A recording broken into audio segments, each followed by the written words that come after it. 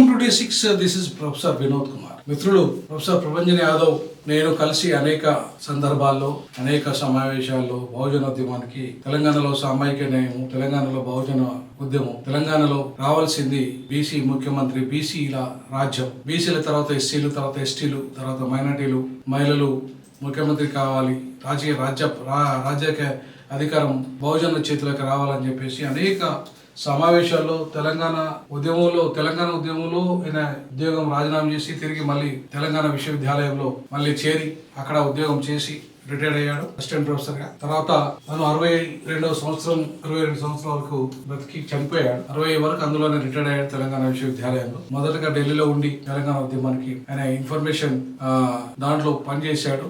ముఖ్యంగా జర్నలిస్ట్ గా చాలా అనేక పుస్తకాలు రాసిన మేధావి, ఉద్యమాల్లో పాల్గొన్న మేధావి. మేము అనేక ఒకటి కాదు రెండు కాదు కొన్ని 50-100 మీటింగ్లలో కూడా ఇద్దరం కలిసి పార్టిసిపేట్ చేశాం. ఆయన మృతి బహుజన ఉద్యమానికి తీరని లోటు, సమాజానికి పట్టిన కులం అనే క్యాన్సర్ ను తొలగించాలనుకుని తనే క్యాన్సర్ బడిన పడి చనిపోయడం జరిగింది. బట్ ఏది ఏమైనప్పటికీ కూడా తనకు వచ్చిన క్యాన్సర్ కు భయపడకుండా, లెక్క చేయకుండా తను దాన్ని జయించే ప్రయత్నం చేశాడు. చివరికి తను బలైపోయాడు చిన్న వయసులోనే. బట్ తన ఆలోచన విధానాలు ఏవైతే ముఖ్యంగా బహుజన రాజ్యం, బహుజనులు ఆత్మగౌరవంతో బతకాలి, బహుజనకు కాంశీరాం లాంటి ఒక మేధావి, ఒక ఉద్యమకారుడు అవసరం. పిఎస్పి ఇలాంటి ఉద్యమంలో కూడా ఆయన పనిచేయడం జరిగింది. బహుజన ఉద్యమంలో కూడా ఆయన చాలా సందర్భాల్లో, ఈవెన్ ఆయన తెలంగాణ విశ్వవిద్యాలయంలో టీచర్ గా పనిచేస్తున్నాడు. నేను అక్కడ తెలంగాణ లాకు డీన్ గా కూడా పనిచేయడం జరిగింది. అనేక సందర్భాల్లో మిత్రులు ప్రభంజన్ యాదవ్ తో అనేక స్టేజ్లు, అనేక బీసీ ఫోరం, బీసీ ప్లాట్ఫామ్స్ కావచ్చు, ఎస్సీ ఎస్టీ ప్లాట్ఫామ్స్ కావచ్చు, అలాగే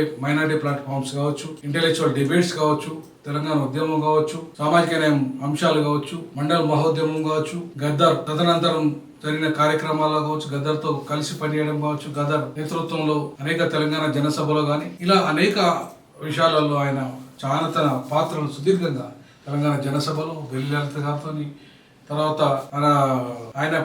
ఆయన చేయని ప్రతి ఈవెన్ బహుజన్ లెఫ్ట్ ఫ్రంట్ లో ఇలా అనేక సందర్భాల్లో తన జీవితకాలం ఉద్యమాలలో ఉన్నాడు. వ్యక్తిగత జీవితం మీద అనేక విమర్శలు ఉన్నప్పటికీ ఆయన మీద అటు సమాజం కోసం అయితే తను నిరంతరం పాటుపడిన వ్యక్తిగా, ఒక మేధావిగా, బహుజన మేధావిగా, ఒక ఉపాధ్యాయునిగా, ఒక జర్నలిస్ట్ గా తాను బహుజన సమాజం కోసం పాటుపడిన తపన మాత్రం మనకు నిలిచే ఉంటది. ఆయనతో ఉన్న అనుభవాలు గాని, ఆయన ఉద్యమ సాహచర్యం గాని, ఆయన ఆలోచన విధానం గాని, ఆయన మరణించిన అవి మన వెంట ఉంటాయి. ఖచ్చితంగా వాటి గురించి మనం ఆయనను నిరంతరం పూలే అంబేద్కర్ పెరియార్ భావజాలంలో పనిచేసిన మిత్రులు ఈ D6 డీజాకు ఘనంగా నివాళి అర్పిస్తుంది. తప్పకుండా ఆయన ఆత్మకు శాంతి ఉండాలని, తన ఆశయం నెరవేరాలని, రానున్న రోజుల్లో ఆ ఆశయం సాధన దిశగా ఖచ్చితంగా ప్రభంజన్ యాదవ్ ఏదైతే బీసీ ముఖ్యమంత్రి కోరుకున్నాడో దాని లక్ష్య సాధన కోసం, అలాగే ఎస్సీ ఎస్టీ మైనార్టీల యొక్క లక్ష్య సాధన కోసం, మొత్తానికి బహుజన రాజ్య స్థాపన కోసం, మహిళల హక్కుల కోసం ఈ రోజు పాటుపడమే D6 డీజాకు లక్ష్యము. అది పూలే అంబేద్కర్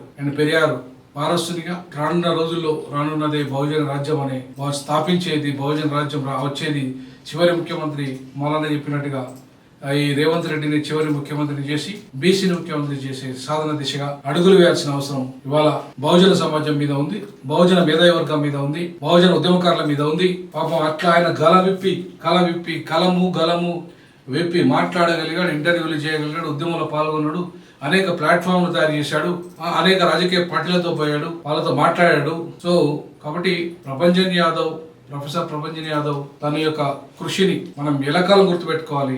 యావత్ తెలంగాణ సమాజం గుర్తుపెట్టుకోవాలి. ఆయన మృతికి సంతాపం ప్రకటించిన కేసీఆర్ గారు కావచ్చు, మిగతా మిత్రులు ఎవరైనా సరే వారికి అందరికి కూడా ఈ సందర్భంగా ధన్యవాదాలు తెలియజేస్తా ఉన్నాం. తప్పకుండా నీ ఆశయాలని మేము కొనసాగిస్తామని చెప్పేసి ఈ సందర్భంగా ఆయనకు ఆత్మకు శాంతి, ఆశయ సాధన మా వంతుగా కృషి చేస్తామని చెప్పేసి ఈ సందర్భంగా D6 భావిస్తాం. ఈ విషయంలో మీరు కూడా కామెంట్ చేయండి, మీరు మీ సంతాపాన్ని తెలియజేయండి. జై భీమ్, జై పూలే, జై పెరియార్, జై జై సామాజిక తెలంగాణ.